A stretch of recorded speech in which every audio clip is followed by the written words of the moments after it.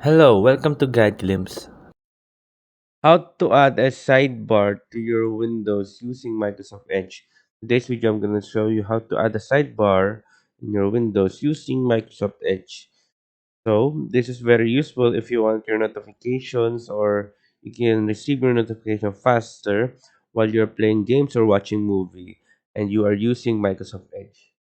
The first thing you need to do is open up your Microsoft Edge. Once you're here, click on the three dots on the top right. After clicking on the three dots on the top right, click on settings. After clicking on settings, while you're here, you'll be located here when you click on settings and click on the sidebar on the left side. After clicking on the sidebar on the left side, you'll be now located here. And to enable the sidebar in your Windows or desktop, just click on this one, edge bar. Just on this. Once you have on this, you'll enable the sidebar. So this is very useful when you want to add more stuff to it. When you can add Facebook, WhatsApp, Instagram, all of this. You can add this to get your notification faster or to access your notification password without opening the Microsoft Edge.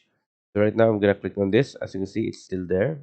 Even if I do this, or go back here and that, and if I even if I close this one, Microsoft Edge is still there on my right side.